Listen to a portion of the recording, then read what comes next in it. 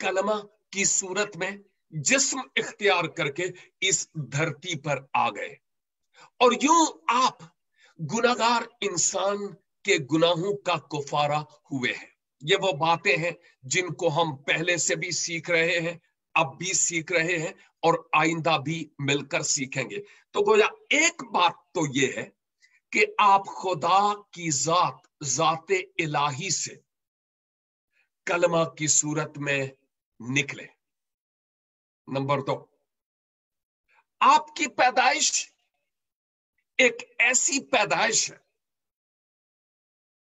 जो पैदाइश मर्दों सन के मिलाप से नहीं हुई। जैसे आप और मैं अपनी अम्मा और अब्बा से पैदा हुए हैं बायोलॉजिकली, ये नेचर का एक उसूल है। मसीह खुदावन ऐसे फिजिकली उनका कोई बाप नहीं था, और मेरी और आपकी तरह फिजिकली किसी बाप से पैदा नहीं हुए। वो पाक रूह की तहरीक से पैदा हुए। खुदा खुद एक बाप की हैसियत से है, लेकिन स्पिरिचुअली, रूहानी तौर पर, क्योंकि बाप ने खुद कहा कि तू मेरा प्यारा बेटा है जिससे मैं खुश हूं। गोया आपकी पैदाइश मेरी पैदाइश की तरह, आपकी पैदाइश की तरह, और आम इंसानों के पैदाइश की तरह आपकी पैदाइश नहीं थी, बल्कि आपकी पैदाइश इस एतबार से यूनिक थी जैसी पैदाइश किसी की भी नहीं हुई कि आप बिन बाप के रूह कुद्स की तहरीक से पैदा हुए हैं। तीसरी बात, मसीह खुदावन की पैदाइश के ताल्लुक से कोई एक नहीं बल्कि सैकड़ों नबुव्वतें और पेशन गोयां की गई है। अहद अतीक तौरात की किताब, ज़बूर की किताब और सहाइफल अंबियाए अकबर और अंबियाए असगर, इन नबुव्वतों से और इन पेशन गोयों से ऑलरेडी पुर है। ऐसी कोई पैदाइश इस दुनिया में माजी में कभी नहीं हुई जिसकी वलादत और जिसकी पैदाइश के ताल्लुक से इस तौर पर पेशन गोया की गई हूं, किस जगह पर पैदा होगा, कैसे पैदा होगा, कुंवारी से रूहुल कुद्स की तहरीक से पैदा होगा, किसी शख्स से मुताल्लिक, किसी नबी, किसी पैगंबर, किसी बुजुर्ग के ताल्लुक से इस तरह की वलादत और पैदाइश का कोई तज़किरा नहीं मिलता। और इसके साथ साथ मैं ये भी कहूंगा कि कलामे खुदा के मुताबिक मसीहा की वलादत के ताल्लुक से नबूवतें भी हुई, लेकिन इसके साथ साथ आपकी जितनी मुखालफत हुई, इतनी मुखालफत किसी और शख्स की नहीं हुई है। क्योंकि किताब मुकद्दस के मुताबिक मैं देखता हूं कि खुदावन यीशु मसीह से मुताल्लिक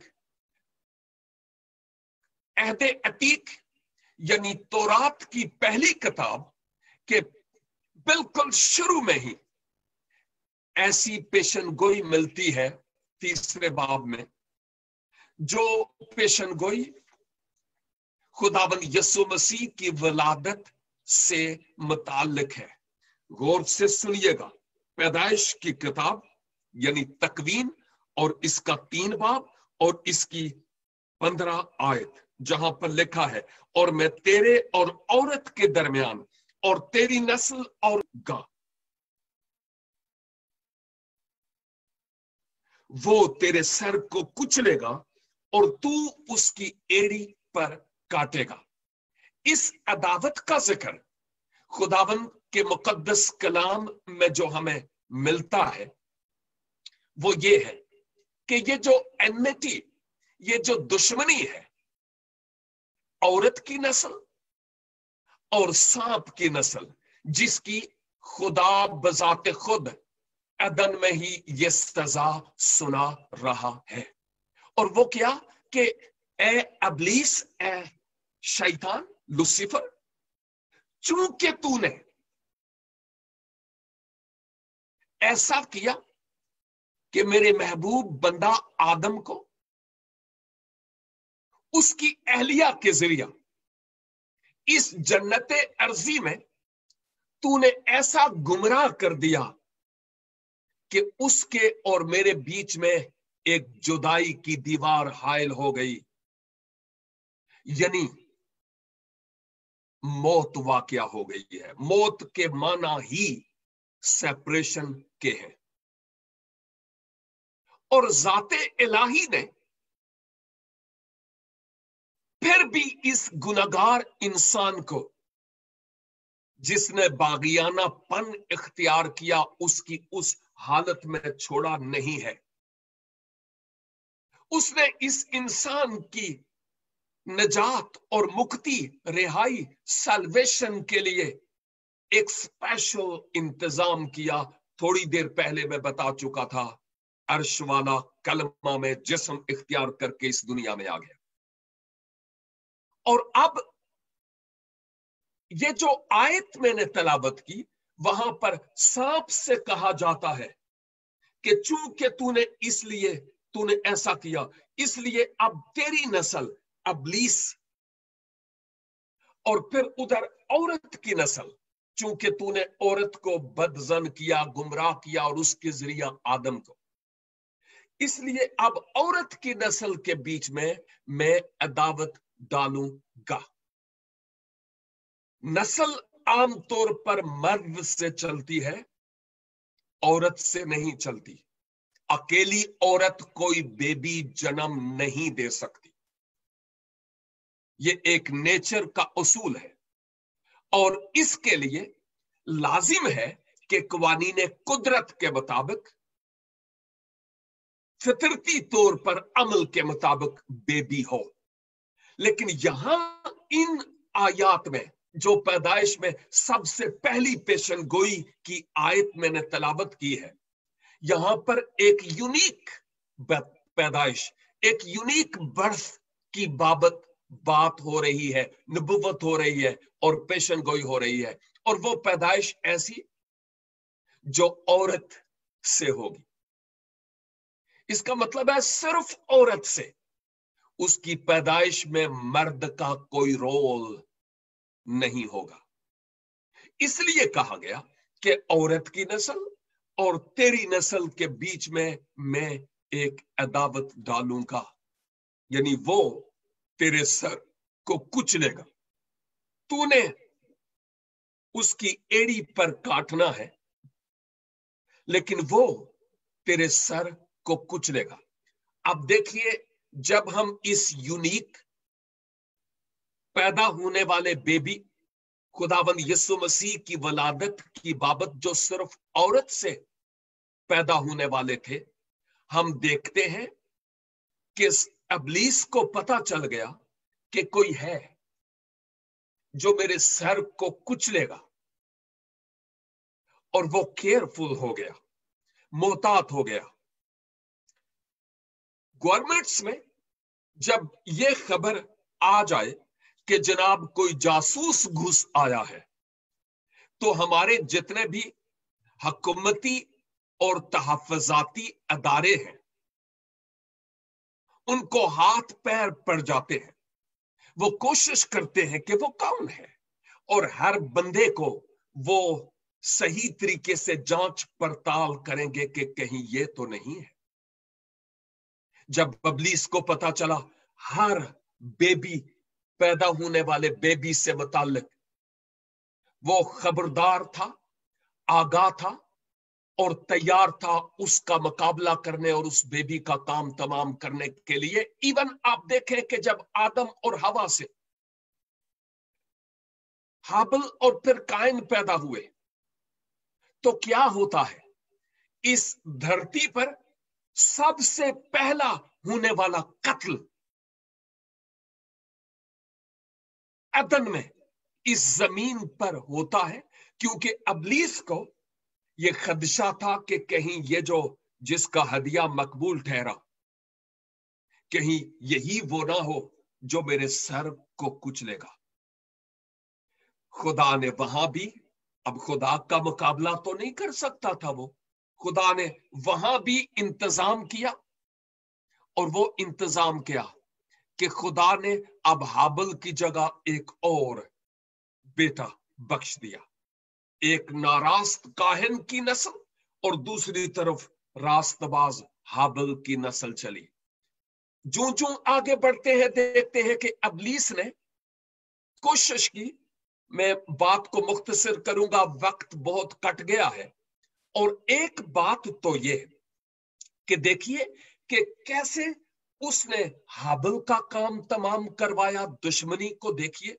नंबर 2, इस बात को देखिए कि किस तरह से बाद में अब्राहम के दिल में, किसी वक्त इस मौजू पर भी बात करूंगा, ये बात सारा के जरिया से ही डाली कि क्यों नहीं तू हाजरा के साथ अपना नाता कायम कर लेता, कम अज कम तेरी सीट पर कोई बैठने वाला तो हो, कोई विरासत को संभालने वाला तो हो। और आप जानते हैं बिल आखिर अब्राहम ईमानदारों के बाप के ईमान का जहाज भी डगमगाने लगा और उसने हाजरा के साथ अपना नाता कायम किया जो खुदा के प्लान और खुदा के मंसूबे के बरखिलाफ था। और आप जानते हैं बाद में लूत के वक्त क्या कुछ सदूम और अमूरा में नहीं हुआ। नूह का वक्त आता है और नूह के जमाने में बदी कितनी फैली कि खुदा पानी के तूफान के जरिया से सफाई हस्ती से इस इंसान को मिटा डालता है, मासवा उन 8 जानों के जो कश्ती में मौजूद थे। बाद में कौम बनी इसराइल, और आप जानते हैं कि इसराइल की जिंदगी में कितनी ज्यादा हठधर्मी, नाफरमानी रही। और क्योंकि उसी नस्ल से खुदाबंद यीशु मसीह को आना था, नस्ल अब्राहम, इजहाक और याकूब की नस्ल से, जिस सबब से अब वो वक्त आ गया कि इब्लीस से कुछ नहीं बन पाया, तो उस नस्ल को बर्बाद करने की कोशिश की कौम बनी इसराइल को दूसरी कौमों के साथ खल्त मल्त करने और मखलूत अज़दवाजी रिश्ते कायम करने के जरिया से कहीं बुत परस्ती की तरफ माइल कर दिया, कहीं इस्तारात और मुख्तलिफ देवताओं की पूजा करने लगे, गैर माबूदों की पूजा करने लगे। और ये इब्लीस का मंसूबा था कि रब इनसे नाराज हो जाए और वो आने वाला आए ही ना। और जब वो आने वाला आएगा ही ना रहे बांस और ना बजे बांसुरी। उसकी यही कोशिश रही है। अब मैं बात को मुख्तसर इसलिए कर रहा हूं कि देखिए अदावतें यहां पर हमें 2 तरह की नजर आती हैं। एक तो खुदा बजाते खुद अपने कलमा के इस दुनिया में लाने के लिए हर मुमकिन तरीके से गोया दफा कर रहा है। वो इब्लीस का काम कब का तमाम कर सकता था, लेकिन वक्त दे रहा था इस बात को साबित करने के लिए कि तू जीत नहीं सकता।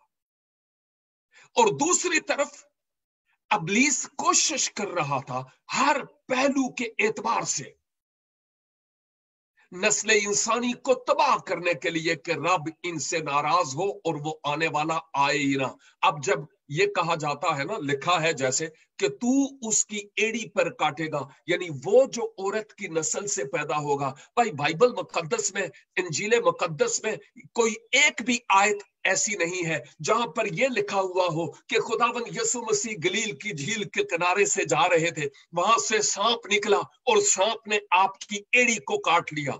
नोवेयर कोई ऐसी आयत इंजील मुकद्दस में नहीं।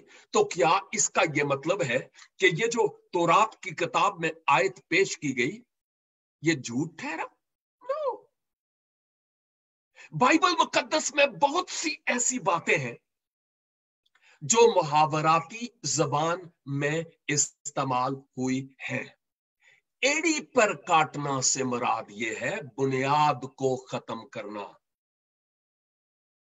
میں اکثر اوقات جب اس آیت پر بات کرتا ہوں تو میں کہتا ہوں کہ اگر خدا نخواستہ ڈرائیو کرتا ہوں، کہیں نیچے اترتا ہوں سیڑھیوں سے اور میں گر جاتا ہوں، اور اگر میرے بازو پر کوئی چوٹ لگ جاتی ہے، اتنی چوٹ کہ مجھے ڈاکٹر کہتا ہے فریکچر ہو گیا، اب اس بازو کو جب وہ پلاسٹر کرتا ہے اور اس کے بعد جب میں اس کو یہاں طوطے کی طرح رکھ کر پالتا ہوں،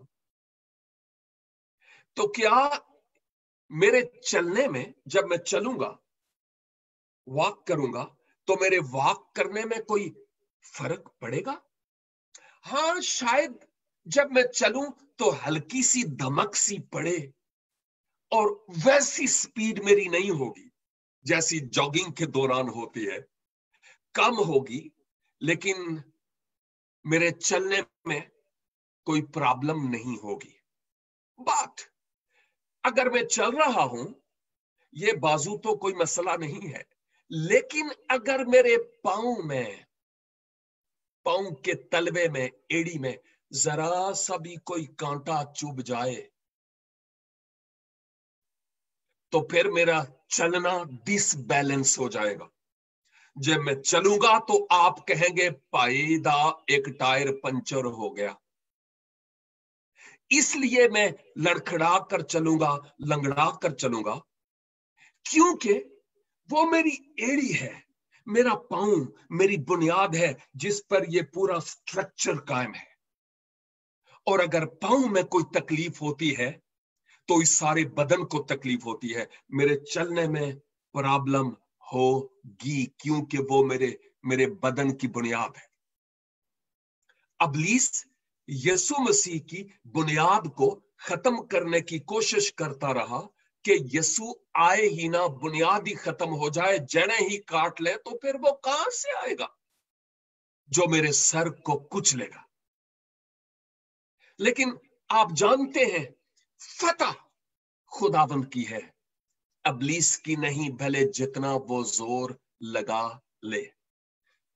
یسوع مسیح کی پیدائش ہو گئی اور دشمنی ختم نہیں ہوئی، دشمنی آج تک اس کی ہے۔ پیدائش کے بعد ادھر یوسف کے کان بھرتا ہے، آپ سمجھ رہے ہیں کہ یوسف کو اس نے کیا کہا تھا، اور یوسف بھی چھوڑ دینا چاہتا تھا، اور اگر یوسف چھوڑ دیتا تو آپ جانتے ہیں کہ یہودی مذہبی شریعت لا کے مطابق یسوع مقدسہ مریم کو سنسار کر دیا جاتا، اور پھر ابلیس خوش ہوتا کہ اب میرے مارنے والا یا میرے سر کو کچلنے والا اب کہاں سے آئے گا؟ خداوند یسوع مسیح پیدا ہو گئے، اس دوران دیکھیے وہ بادشاہ کو تیار کرتا ہے، ہیرودیس کو، آپ جانتے ہیں 2 سال کی کم عمر کے بچوں کو مروا ڈالا۔ یہ دشمنی کیسی دشمنی تھی! بعد میں یہودی مذہبی رہنماؤں کو اس نے تیار کیا کہ صلیب تک نہ پہنچے اس سے پہلے اس کو مار دیا جائے۔ آپ جانتے ہیں کہ صلیب سے پہلے کتنی بار خداوند یسوع مسیح کو بری طرح سے مارا گیا، گوشت کا لوتھڑا، لیکن یسوع مسیح کو صلیب کلوری پر قربان ہونا ضروری تھا تاکہ ابلیس کے کام کا خاتمہ ہو جائے۔ مسیح خداوند جب صلیب پر قربان ہوتے ہیں تو اس وقت ابلیس کا سر تو کچلا گیا، لیکن وہ زخمی شیر کی طرح پھر بھی للکارتا اور دھاڑتا رہا، اور آج بھی دھاڑتا ہے۔ ماں بعد ہم دیکھتے ہیں کہ خداوند یسوع مسیح دفن ہوئے، بھاری پتھر رکھا گیا، شاہی مہر لگائی گئی، بہترین رومن سولجرز کا ایک دستہ وہاں پر قائم کیا گیا کہ یسوع مسیح کسی طرح سے قبر سے باہر نہ نکلے، لیکن یسوع کو پتھروں کے ہونے اور وہاں پر اسپیشل سپاہیوں کی موجودگی ہونا یا نہ ہونا کوئی روک نہیں سکتی تھی، اس لیے خداوند یسوع مسیح یہ سب کچھ ہونے کے باوجود مردوں میں سے جی اٹھے۔ اور جب خداوند یسوع مسیح آسمان پر چلے گئے، ہم جانتے ہیں کہ اس وقت سے لے کر آج تک یسوع کو فزیکلی تو وہ ستا نہیں پا رہا، لیکن کلیسیا کو، ایمانداروں کو उनके ईमान को वो कमजोर करने की हर मुमकिन तरीके से कोशिश करता है। कहने का मतलब यह है कि मसीह खुदावन की वलादत ऐसी कि जितनी मुखालफत आपकी हुई इतनी मुखालफत और किसी की हुई नहीं है, क्योंकि आपकी तरह की वलादत किसी और की हुई भी नहीं थी। फिर आपकी वलादत के वक्त आसमान के नजूम यानी सितारे इस बात की नवीद देते हैं कि कोई इस दुनिया में जहान का निजात दहंदा पैदा होगा। गिनती की किताब में भी लिखा है, तौरात की किताब में, कि याकूब में से एक सितारा निकलेगा। अब्राहम से भी वादा किया गया था कि तेरी नस्ल के वसीला से सब कबीले बरकत पाएंगे, और ये इंतजार करते रहे। उन्होंने अपनी आंखों से उस मसीहा को तो नहीं देखा, लेकिन ईमान के साथ उस मसीह यस्सु को उन्होंने जाना कि वो कौन है। और फिर मसीह की पैदाइश के वक्त भी आप जानते हैं कि माहिरीने नजूम किस तरह से हिंदुस्तान से, और ज्यादातर फोकस इस बात की तरफ से है कि वो ईरान से, बैतलहम की तरफ नहीं, बल्कि जिस जगह पर खुदावंद यीशु मसीह थे वहां पर वो गए। 2 साल के जब आप हो गए तो तब ये वहां पर पहुंचे, सितारे की रहनुमाई में। एक ऐसी पैदाइश यूनिक जिसकी खुशखबरी मलाइक ने यानी फरिश्तों ने दी,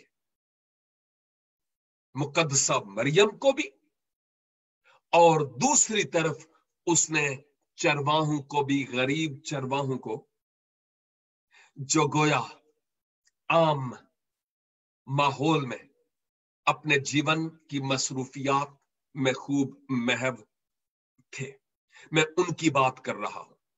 मसीह खुदावन की पैदाइश ही यूनिक नहीं है, ऐसी पैदाइश का होना बहुत जरूरी भी था, इसलिए कि किसी की जरूरत थी जो गुनाहगार इंसान के लिए फिदिया दे।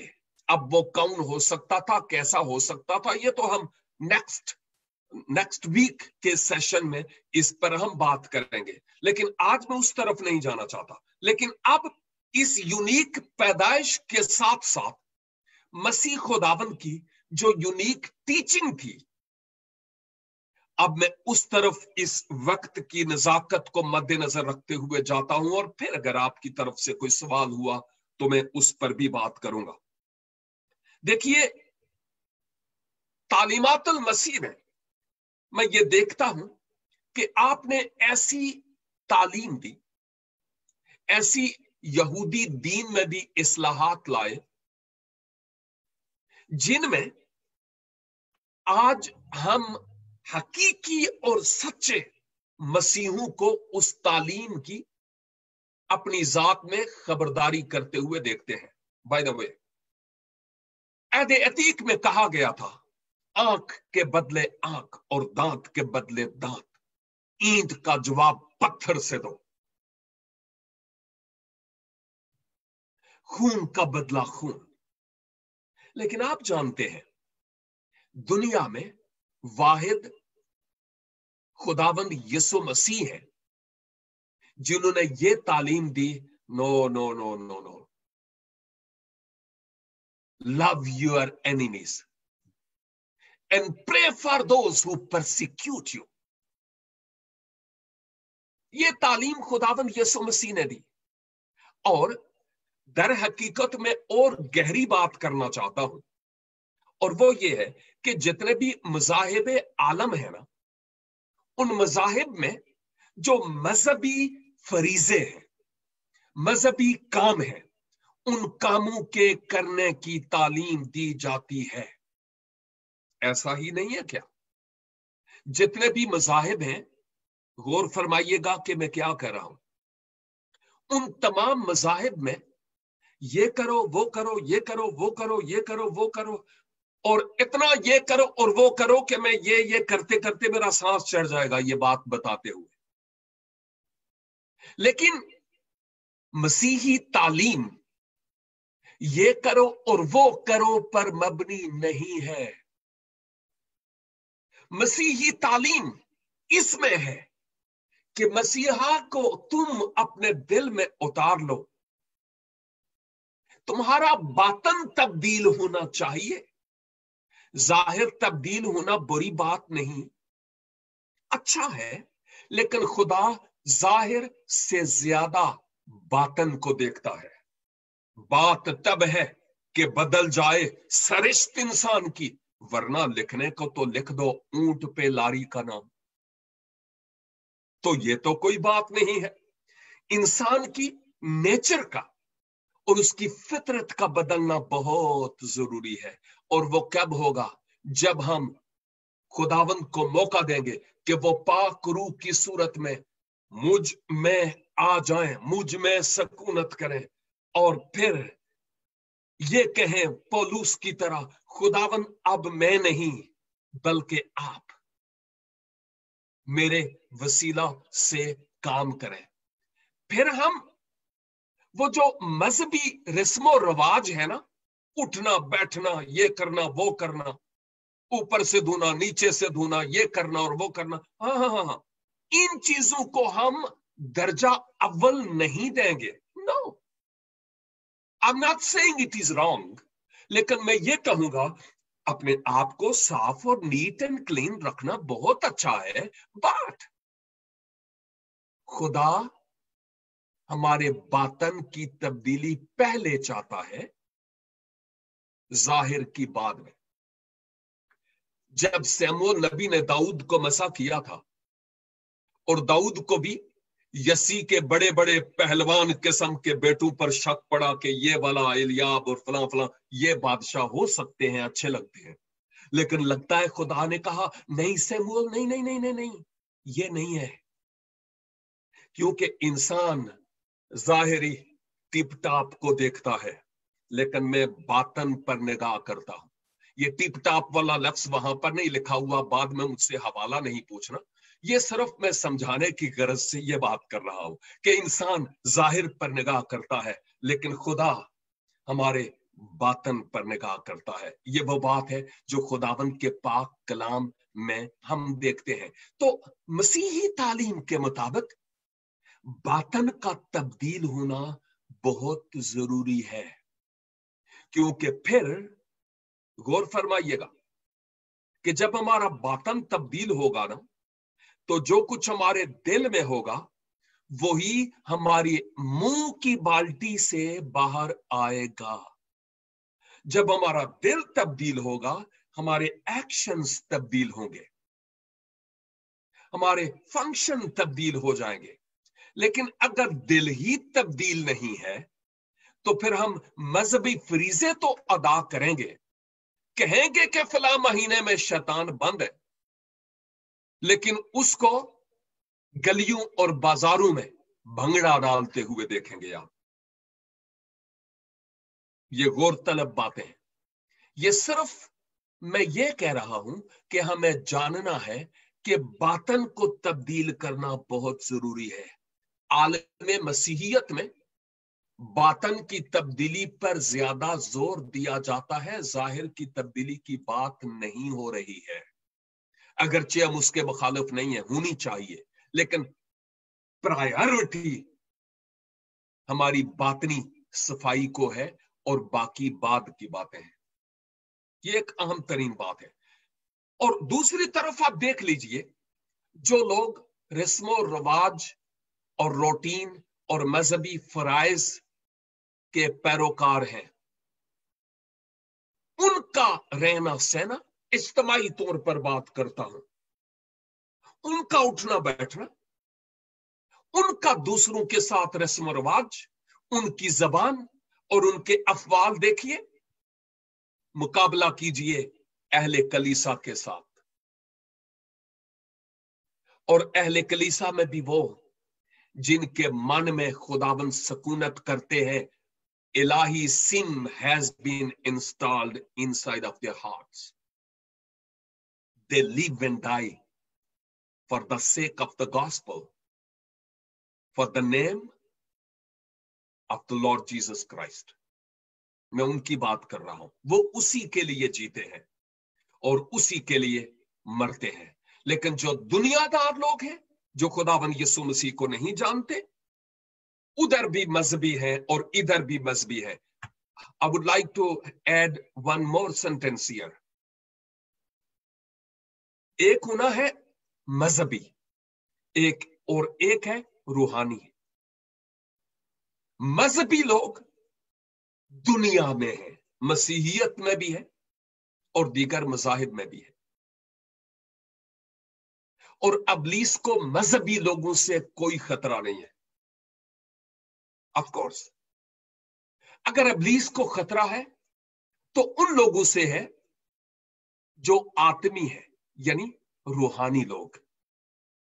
वो लकीर के फकीर नहीं है, मजहबी लकीर के फकीर हैं। यहूदी मजहबी उलमा लकीर के फकीर थे। आज भी दुनिया के बेशुमार मज़ाहिब में बहुत सारे लोग 99% लकीर के फकीर हैं।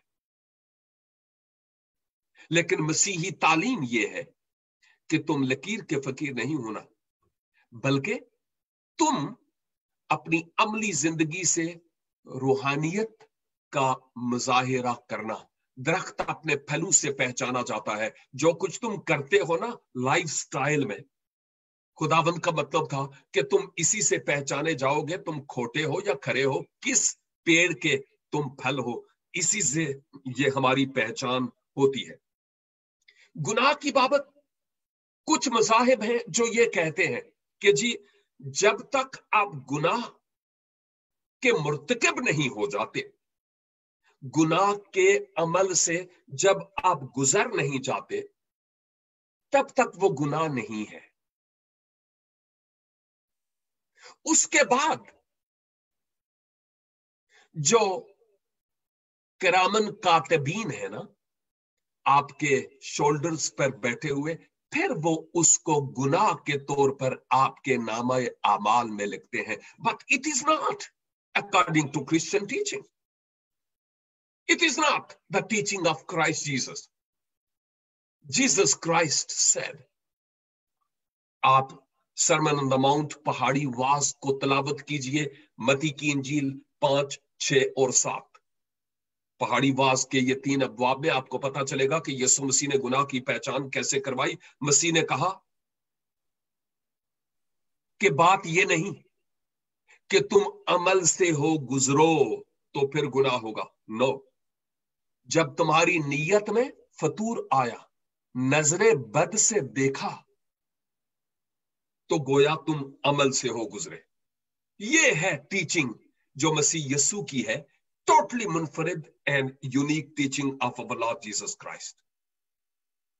मुआफी का ऐसा दर्स कि सलीब पर लटके हुए भी छोड़ जाने वालों के लिए भी दुआ की और सताने वालों के लिए भी, पिता इनको मुआफ कीजिए क्योंकि ये जानते नहीं कि क्या करते हैं।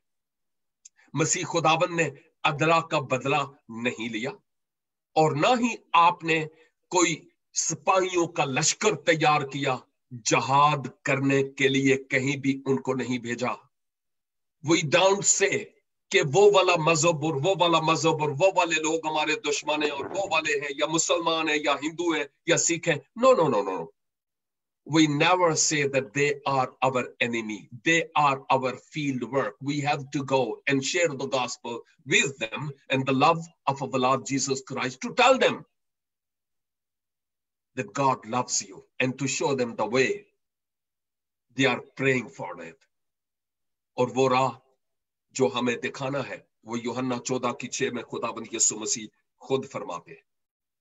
फिर हम खुदावंद यीशु मसीह की तालीमात के मुताबिक देखते हैं कि इस मुआशरे में खोटे को खरा, 2 नंबर चीज को 1 नंबर करके पेश करने के लिए कसमें खाई जाती है।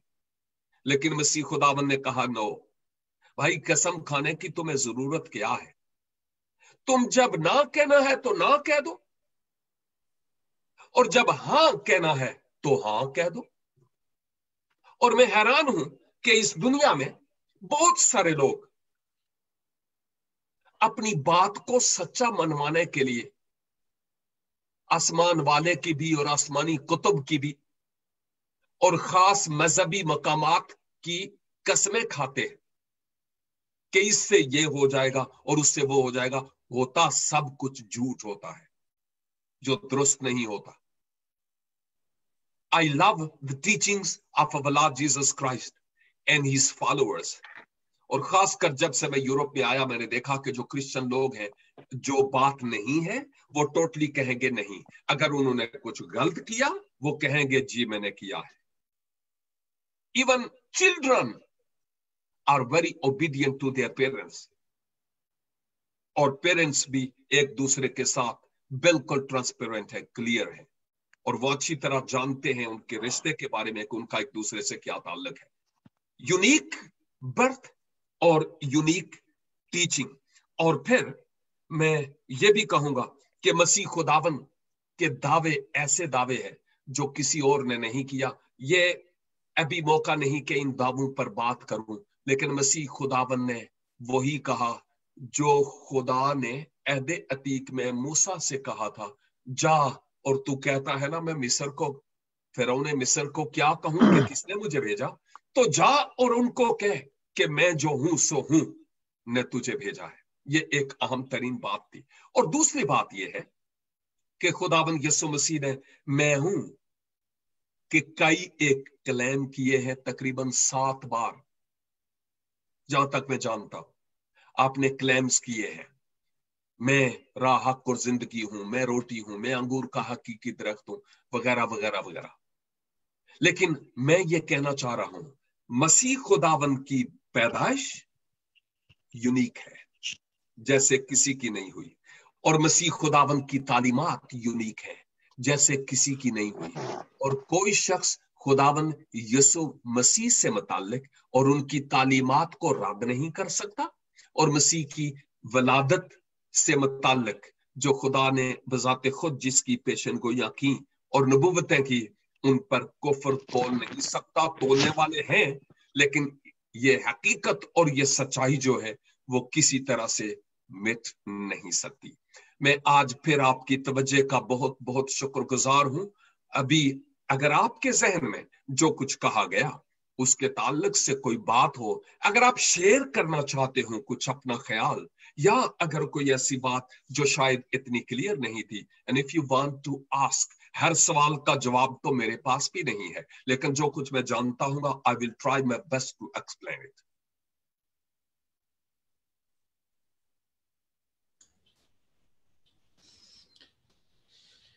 Thank you, Bhai Sahab. Thank you one more time. We are so blessed with your message and your teaching and the way you have explained it, the birth of Christ, how it is unique, the life of Christ, how it is unique, and the teaching of Christ, how it is unique.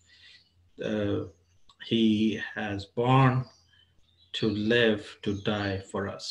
So right now we are in the question answer session, and I think Brother Falk has the first question. I think Brother Falk, can you ask the question? Sure. Pastor Naveed Malik, thank you for a great message. Welcome. सवाल जो हमारे सामने रखा गया वो ये है कि was Jesus born on December 25th? क्या खुदा यीशु मसीह की पैदाइश जो है वो 25 दिसंबर को हुई है? Thank you very much. और बहुत खूबसूरत इसका जवाब है। गुजरे 30 सालों की खिदमत को मद्देनजर रखते हुए, और वो सवाल बहुत आसान और बहुत अच्छा जवाब है, और वो ये है कि मैं नहीं जानता। अब ये क्यों मैंने जवाब दिया है, उसके पीछे एक खास रीजन है। कई लोग यहूदी कैलेंडर के मुताबिक खुदावंद यीशु मसीह की पैदाइश को कहीं अप्रैल में, माह निसान में जाकर कनेक्ट करने की कोशिश करते हैं और कहते हैं मुमकिन है। और हमें जो कलीसाई बुजुर्गों ने, जो तकरीबन 336 के बाद, ईस्वी के 336 केबल मसीह के बाद, नहीं बल्कि 336 ईस्वी के बाद जो हमें डेट दी गई बुजुर्गों की तरफ से, वो 25 दिसंबर है। और इसमें कोई शक नहीं कि ये गैर देवताओं के लिए ये दिन मनाया जाता था, लेकिन लोगों की अट्रैक्शन खुदा की तरफ लाने के लिए इस दिन को इस तौर पर सेलिब्रेट किया जाने लगा कि मुनज्जी आलमीन खुदावंद यीशु मसीह की पैदाइश। अब मैं ये कहूंगा कि क्यों अहले कलीसा में ये बात है कि खुदावंद यीशु मसीह की पैदाइश कब हुई, क्यों खुदा ने हमें कोई खास डेट नहीं दी। क्या रीजन है कि हमें कोई आसान सा जवाब हमारे पास नहीं कि कब खुदावंद यीशु मसीह की पैदाइश हुई है। मेरी अपनी एक सोच है, और वो सोच ये है कि मुमकिन है कि खुदा ने इसलिए किसी खास डेट को, किसी खास तारीख को, किसी खास दिन को हमें नहीं दिया कि कहीं हम शख्सियत के बजाय दिनों की पूजा करना शुरू ना कर दें और दिन इतनी अहमियत ले जाएं कि जो हकीकत है वो छिप जाए। कहा जाता है कि किसी बच्चे की बर्थडे थी और कोई अजीज गए, बड़े खूबसूरत डिब्बे में, बहुत खूबसूरत डिब्बा था, अंदर बहुत महंगा गिफ्ट था, और जब बच्चे के पास लेकर गए, बच्चे ने वो डिब्बा खोला और अंदर से वो गिफ्ट था वो निकाला, और वो गिफ्ट बहुत बहुत बहुत कीमती था। और हुआ क्या कि उस बच्चे ने वो गिफ्ट निकाला, वो फेंका, और जो डिब्बा था इतना खूबसूरत डिब्बा कि वो उस डिब्बे के साथ खेलना शुरू हो गया। खुदा जानता था कि ये डिब्बे नाल खेडणगे और ये असल हकीकत को समझेंगे नहीं, तो इसलिए बेहतर है कि इन चीजों को हटा दिया जाए ताकि जो मेन गिफ्ट है, उस गिफ्ट की, खुदावंद यीशु मसीह की, खुदा ने अपना बेटा बख्श दिया ताकि जो कोई उस पर ईमान लाए हलाक ना हो बल्कि हमेशा की जिंदगी पाए, उसके कदरदान हूं। इसलिए मैं उस डेट के बारे में कुछ कह नहीं सकता।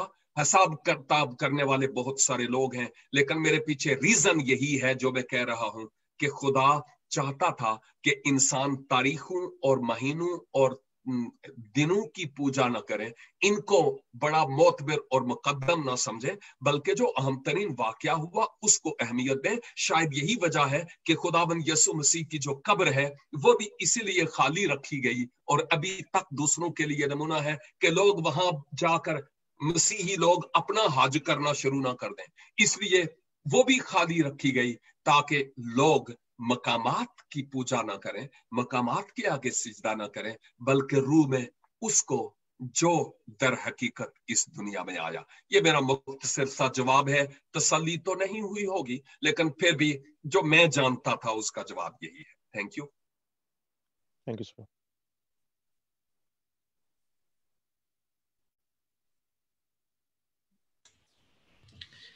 Thank you, sir. The next question we have, it's with Pastor Roy. If you would like to ask that question, and that's okay. I don't know. He has having a problem with his connection. We cannot hear you, brother.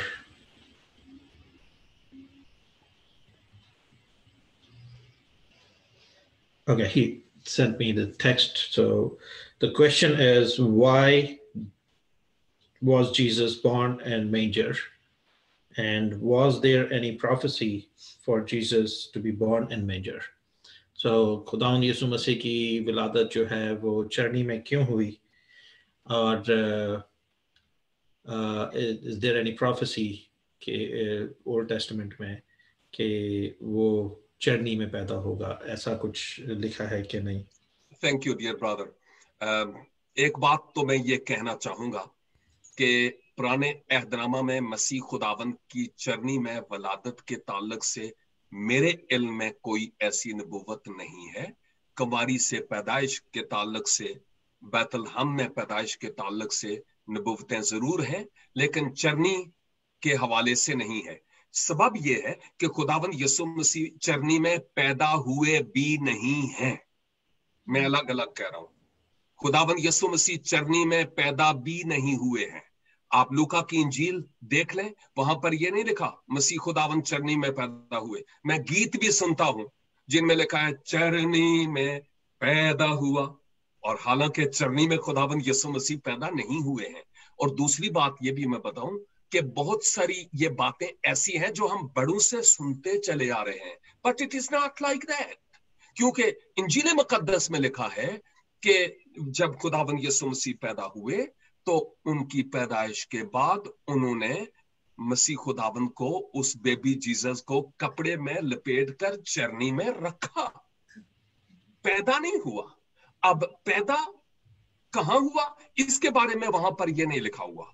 साफ जाहिर है कि उधर ही गिरदोनवा में, उसी माहौल में वो पैदा हुए होंगे, लेकिन चरनी में नहीं पैदा हुए, चरनी में रखे गए। जब चरवाहे गए तो उन्होंने भी खुदावंद यीशु मसीह को वहां कपड़े में लिपटा और चरनी में पाया, क्योंकि उन्होंने मसीह खुदावंद को लपेटकर वहां पर रखा था। वो सराय में ही, जहां पर सराय में जगह नहीं थी, हैवानात के स्टेबल में ही पैदा हुए हैं। लेकिन कहां पैदा हुए आई डोंट नो, लेकिन चरनी में नहीं हुए, क्योंकि वहां पर यह नहीं लिखा कि आपकी वलादत चरनी में हुई, बल्कि ये लिखा है कि कपड़े में लपेटकर आपको चरनी में रखा गया। सेकंडली, क्यों वहां पर पैदाइश हुई? मैं समझता हूं कि खुद खालिक जब मखलूक बनकर बशर के बीच में आ गया, मैं पहले बता रहा था अहद अतीक में खुदा ने अपना खेमा अपने लोगों के बीच में लगाया, कौम बनी इसराइल की बात कर रहा हूं। अब जब अहद जदीद में आता हूं तो अब खुदा ने इंसानों के बीच में खुद अपना खेमा आ लगाया, क्योंकि खुद आ मौजूद हुआ है इंसानों के बीच में। उस वक्त सिर्फ उसकी हजूरी उस क्लाउड्स में थी, बट नाउ अब वो खुद वहां पर आ मौजूद हुआ, खुद उसने वहां पर आकर डेरा लगा लिया इंसानों के बीच में, ताकि गुनाहगार इंसान के लिए वो कुफारा हो।